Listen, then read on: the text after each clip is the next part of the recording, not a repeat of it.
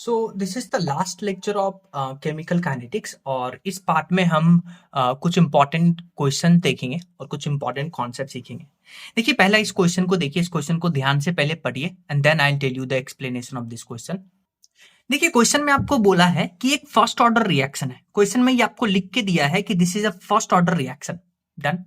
अच्छा, आपको बोला टी इक्वल टू 0 पे इस रिएक्टेंट का जो कॉन्सेंट्रेशन था वो था डेसीमोलर। डेसीमोलर का मतलब होता है m/10। डन। और फिर बोला 8 मिनट 20 सेकंड बाद, यानी कि 500 सेकंड बाद, क्योंकि मिनट को आप सेकंड में कन्वर्ट करिएगा, ए का कॉन्सेंट्रेशन हो जाता है m/100। तो आपसे पूछा है रेट ऑफ रिएक्शन। अगर जैसे ही आपको बोला कि ये फर्स्ट ऑर्डर रिएक्शन है तो आपको पता है फर्स्ट ऑर्डर रिएक्शन के लिए रेट को लिखते हैं R equal to K concentration of A to the power 1। और ये जो कॉन्सेंट्रेशन ऑफ A लेंगे वो 500 सेकंड पे लेंगे, तो यहां 500 सेकंड पे। तो अगर हम किसी तरह से K कैलकुलेट कर लेते हैं तो आपके पास 500 सेकंड पे कॉन्सेंट्रेशन है m/100, वो डाल देंगे, आपके पास आंसर आ जाएगा। अब देखिए K कैलकुलेट करने के लिए फर्स्ट ऑर्डर रिएक्शन के लिए आप ये फॉर्मूला यूज करते हैं, K equal to 1/T ln A0/AT। A0 क्या है? Initial concentration. इनिशियल कॉन्सेंट्रेशन कितना है? m/10। AT क्या है? T टाइम पे कॉन्सेंट्रेशन, वो कितना है? 5/100। और टाइम कितना लगा? 500 सेकेंड। तो यहां 500 डालिएगा। ln को log में कन्वर्ट करने के लिए 2.303 से मल्टीप्लाई करेंगे तो आपके पास आंसर आ जाएगा। K आ गया, आप आंसर निकाल सकते हैं। जैसे आप इस क्वेश्चन को देखिए, इसमें आपको बोला है कि एक गैसियस कंपाउंड है, उसका आपको डीकंपोजिशन रिएक्शन बोला है। तो डीकंपोजिशन रिएक्शन आपको पता है फर्स्ट ऑर्डर रिएक्शन होता है। तो आपको बोला है कि हाफ लाइफ इस कंपाउंड का है 240 second when gaseous pressure was 500 torr initially. यानी कि इनिशियली जो हाफ लाइफ था वो था 240 सेकेंड। डन। जब प्रेशर था 500 टॉर। तो आपको बोला है when the pressure was 250 torr the half life was found to be 4 minute. तो जब प्रेशर 500 टॉर था तो हाफ लाइफ था 250 टॉर, 250। और जब प्रेशर हो गया 250 टॉर तो हाफ लाइफ था 4। नेक्स्ट क्वेश्चन देखिए, इस क्वेश्चन में आपको बोला है कि एक गैसियस कंपाउंड है, उसका जब प्रेशर 500 टॉर था तब हाफ लाइफ था 240 सेकेंड। डन। फिर आपको बोला कि जब उसका प्रेशर हो गया 250 टॉर तो हाफ लाइफ था 4 मिनट। 4 मिनट मतलब 240 सेकेंड। तो देखिए प्रेशर चेंज हुआ है, प्रेशर 500 टॉर से 250 टॉर हुआ, लेकिन हाफ लाइफ चेंज नहीं हुआ। और आपको पता है हाफ लाइफ जो होता है वो फर्स्ट ऑर्डर रिएक्शन के लिए वो होता है ln K divided by T। आप फॉर्मूला देख लीजिएगा हाफ लाइफ का। तो हाफ लाइफ का जो फॉर्मूला है फर्स्ट ऑर्डर रिएक्शन के लिए वो कॉन्सेंट्रेशन पे डिपेंड नहीं करता है। कॉन्सेंट्रेशन मतलब प्रेशर। तो यानी कि अगर ये हाफ लाइफ प्रेशर पे डिपेंड नहीं कर रहा है तो ये कौन सा आता? आपसे पूछा द ऑर्डर ऑफ रिएक्शन, तो वो आपको पता होना चाहिए ये फर्स्ट ऑर्डर रिएक्शन है, क्योंकि फर्स्ट ऑर्डर रिएक्शन के लिए टी हाफ जो है it is independent from concentration.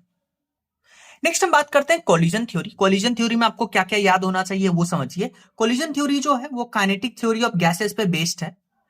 इसमें ये बोलता है कि अगर आपके पास कोलिजन होना है तो जो मॉलिक्यूल है उसको दो बैरियर क्रॉस करना पड़ता है, यही बोलता है collision theory. And according to this theory reactant molecule जो कि हार्ड स्फीयर की तरह अज्यूम करते हैं must collide with each other in order to form product. Not all collision result in product formation, those collision which result in formation are effective collision. यानी कि effective collision से ही एक chemical reaction होगा।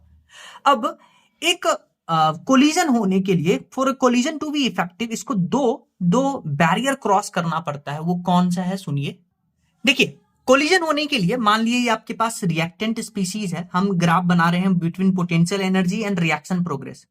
तो reactant जो है वो product में कन्वर्ट होगा। अब देखिए या तो प्रोडक्ट का एनर्जी जो है वो रिएक्टेंट से ज्यादा हो सकता है या प्रोडक्ट का एनर्जी रिएक्टेंट से कम हो सकता है।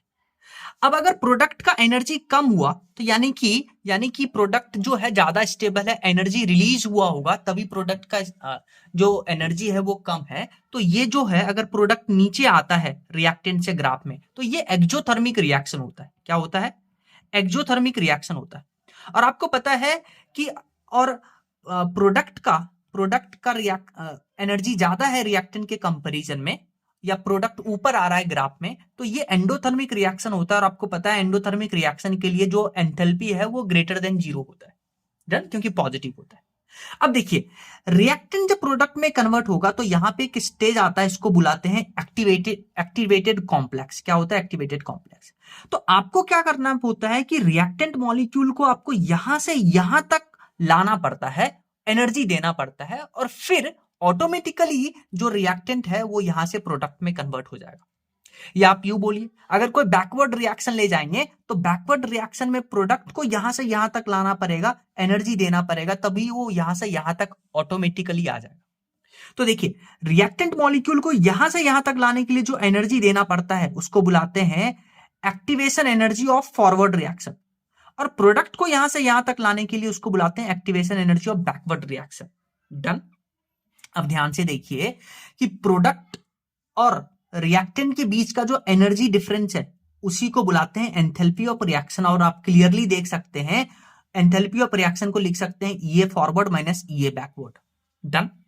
अच्छा, सिंस एंडोथर्मिक रिएक्शन में डेल्टा एट ग्रेटर देन 0 होना चाहिए, यानी कि ये forward should be greater than ये बैकवर्ड। किसमें? हाँ, किसमें? एंडोथर्मिक रिएक्शन में। समझ में आया? डन। फिर आप देखिए अगर एक्सोथर्मिक रिएक्शन है तो रिएक्टेंट को एक्टिवेटेड कॉम्प्लेक्स तक लाने के लिए ये फॉरवर्ड लगेगा और प्रोडक्ट को यहां तक लाने के लिए ये बैकवर्ड लगेगा, और इन दोनों के बीच का जो गैप है इसी को बुलाते हैं डेल्टा एच। इसको डेल्टा एच बुलाएंगे, और क्लियरली देख सकते हैं कि डेल्टा एच जो है वो हमेशा ये फॉरवर्ड माइनस ये बैकवर्ड लिखेंगे। अब सिंस ये एंडोथर्मिक है, delta H should be less than 0, तो यहां से क्या होगा, ये बैकवर्ड जो होगा ये फॉरवर्ड से ज्यादा होगा। डन। ये समझ में आया? तो ये आपको ग्राफ आना चाहिए। अब देखिए नेक्स्ट जो फैक्टर काम करता है वो है ओरिएंटेशन बैरियर। ओरिएंटेशन बैरियर में क्या होता है कि कोलिजन थ्योरी के अकॉर्डिंग रेट ऑफ रिएक्शन जो होता है it is directly proportional to, यहां देखिए ये कुछ कांस्टेंट है, e to the power minus E upon R T. अब देखिए e to the power minus E upon R T, इसका कुछ नाम है, इसका नाम आपको याद होना चाहिए, ये है fraction of molecule which can cross energy barrier, उसको बुलाते हैं। और ये जो जेड ए बी है इसको बुलाते हैं कोलिजन फ्रीक्वेंसी। कोलिजन फ्रीक्वेंसी क्या होता है? Number of collision taking place per unit time per unit volume, उसको बुलाते हैं जेड ए बी। और पी जो होता है इसको ओरिएंटेशन या स्टेरिक फैक्टर बुलाते हैं, और जितना ज्यादा वैल्यू पी का होगा उतना ज्यादा आपका रेट ऑफ रिएक्शन होगा। तो ओरिएंटेशन का क्या मतलब है उसको समझने के लिए एक एग्जांपल लीजिए। इसमें कार्बन में देखिए 3 हाइड्रोजन है, क्लोरीन है, और OH को क्या करना है, कार्बन पे अटैक करना है। तो एक तो OH इधर से अटैक कर सकता है, एक OH इधर से अटैक करेगा। अगर OH इधर से अटैक करेगा तो क्लोरीन पे नेगेटिव चार्ज, नेगेटिव नेगेटिव में रिपल्सन होगा, तो इसको बुलाते हैं इम्प्रॉपर ओरिएंटेशन। तो OH को पीछे से जाकर के अटैक करना पड़ेगा, यह है आपके पास प्रॉपर ओरिएंटेशन। नेक्स्ट हम बात करते हैं टेम्परेचर डिपेंडेंस ऑफ रेट, यानी कि अरेनियस इक्वेशन। तो जो आपके पास e to the power minus E upon R T है, इसका क्या नाम है वो नाम आपको याद होना चाहिए। इसका नाम है आपके पास fraction of molecule with energy greater than equal to activation energy, और इसी को बुलाते हैं fraction of molecule which may cross energy barrier, या इसी का दूसरा नाम है फ्रैक्शन ऑफ एक्टिवेटेड मॉलिक्यूल। तो e to the power minus E upon R T, e to the power minus E upon R T का अलग अलग नाम आपको याद होना चाहिए क्योंकि ये एनसीईआरटी में मेंशन है। अब हम बात करेंगे टेम्परेचर डिपेंडेंस अरेनियस इक्वेशन। आपको पता है K equal to A E to the power minus E upon R T. Done. अब देखिए ये इक्वेशन अभी आप पढ़ के आए हैं, तो ए के जगह पे देखिए ये हम डाल सकते हैं। तो ये जो क्वांटिटी है ए को हम बुलाते हैं प्री एक्सपोनेंशियल फैक्टर या अरेनियस पैरामीटर बुलाते हैं, और e to the power minus E upon R T को बुलाते हैं fraction of molecule with energy greater than equal to activation energy. और a के जगह पे ये टर्म आएगा, तो ये होता है depends on orientation and number of collision and is independent of energy. ये टर्म की बात कर रहे हैं, यानी a की बात कर रहे हैं। डन। अब देखिए अगर आप टेम्परेचर बढ़ाते हैं तो टेम्परेचर बढ़ाइएगा तो ये पूरा क्वांटिटी जो होगा कम होगा, लेकिन सामने नेगेटिव चार्ज लगा दीजिए, सामने नेगेटिव साइन लगा दीजिए तो पूरा क्वांटिटी बढ़ेगा टेम्परेचर बढ़ाने से, और एक्सपोनेंशियल भी बढ़ेगा क्योंकि नेगेटिव है। तो यहां से आप देख सकते हैं कि टेम्परेचर बढ़ाने से K बढ़ेगा, क्योंकि के होता है इसके बराबर, तो अगर ये क्वांटिटी बढ़ेगा तो के बढ़ेगा, और के बढ़ेगा तो रेट बढ़ेगा। यानी टेम्परेचर बढ़ाने से जो के है वो एक्सपोनेंशियली इंक्रीज करता है। इस पे क्वेश्चन भी आया है। So increasing temperature, rate constant as well as rate of reaction दोनों इंक्रीज करेगा एक्सपोनेंशियली। अब देखिए यहां पे ग्राफ इंपॉर्टेंट है, के हम लिखते हैं A E to the power minus E upon R T. अब क्या करिए, दोनों तरफ आप एल एन लीजिए, तो यहां से आ जाएगा L N K equal to L N A minus E upon R, इसको साइड लिख दीजिए, इंटू वन अपॉन टी। अब हम क्या करते हैं, ग्राफ बनाते हैं, ग्राफ बनाते हैं between L N K and one upon T. तो देखिए L N K one upon T बनाइएगा तो Y equal to minus M X plus C graph बनेगा, यानी इंटरसेप्ट पॉजिटिव लेकिन स्लोप नेगेटिव, और स्लोप जो देखिए वो माइनस ई अपॉन आर के बराबर आएगा, कब, एल एन के में जब ग्राफ बनाएंगे। लेकिन वही log टू द बेस 10 लीजिए तो 2.303 से मल्टीप्लाई करना पड़ेगा, तो अब जो स्लोप आएगा वो माइनस ई अपॉन 2.303 आर के बराबर आएगा। तो ये जो स्लोप आया है, ये स्लोप आपको एक्टिवेशन एनर्जी का वैल्यू देगा, कब, जब आप ग्राफ बनाइएगा log टू द बेस 10 के और 1 अपॉन टी में। फिर वही सेम इक्वेशन अगर हम टेम्परेचर T1 पे लगाते हैं तो ये इक्वेशन आएगा, टेम्परेचर T2 पे, हायर टेम्परेचर पे लगाते हैं तो ये इक्वेशन आएगा। अब 2 - 1 करिएगा तो आपके पास एक रिजल्ट आता है, वो आता है ln k2 upon k1 equal to E upon R into 1 upon t1 minus 1 upon t2, या लॉग के टर्म्स में तो log k2 upon k1 equal to E upon 2.303 R into 1 upon t1 minus 1 upon t2, और यहां जो temperature लेंगे वो हम केल्विन में लेंगे। डन। अच्छा, ln के को अगर आपको log टू द बेस 10 में कन्वर्ट करना है तो 2.303 से मल्टीप्लाई करना होता है। जैसे आप इस क्वेश्चन को देखिए, इसमें आपको बोला है temperature dependence of rate constant of a chemical reaction is written in terms of Arrhenius. तो आपको ये तो इक्वेशन पता है, K equal to A E to the power minus E upon R T. Activation energy of the reaction can be calculated by, activation energy कब calculate कर सकते हैं, जब इसका लॉग लीजिए और जब आप ग्राफ बनाइएगा ln के वर्सेस 1 अपॉन टी, या आप यू बोल दीजिए log टू द बेस 10 के वर्सेस 1 अपॉन टी में जब ग्राफ बनाइएगा तो जो स्लोप आता है वो आता है minus E a upon 2.303 R. तो यहीं से आपको एक्टिवेशन एनर्जी मिलेगा। तो ग्राफ बनाइएगा लॉग के वर्सेस 1 अपॉन टी में। जैसे आप इस क्वेश्चन को देखिए, आपके पास ये रिएक्शन है, आपको एक्टिवेशन एनर्जी इतना गिवन है, और देखिए ध्यान से डेल्टा एच जो है पॉजिटिव 5 किलो जूल है। अगर डेल्टा एच पॉजिटिव है तो आपको पता है कि ये एंडोथर्मिक रिएक्शन है, और एंडोथर्मिक रिएक्शन में आपको पता है कि ग्राफ अगर बनाते हैं पोटेंशियल एनर्जी और रेट ऑफ रिएक्शन में, तो जो प्रोडक्ट है वो रिएक्टेंट से ऊपर आता है, रिएक्टेंट से क्या आता है, ऊपर आता है। तो आप ग्राफ में देखिए, यहाँ जो प्रोडक्ट है वो रिएक्टेंट से नीचे है, तो ये तो आपके पास एक्सोथर्मिक रिएक्शन है। ये भी नहीं हो सकता, ये भी नहीं हो सकता, तो यहां देखिए प्रोडक्ट जो है रिएक्टेंट से ऊपर आ रहा है, यानी ये आपके पास क्या है, एंडोथर्मिक रिएक्शन है। तो यही आंसर होगा। अब देखिए आपको बोला है कि के का वैल्यू इस क्वेश्चन में इतना गिवन है, के का वैल्यू इतना गिवन है, लॉग के का वैल्यू।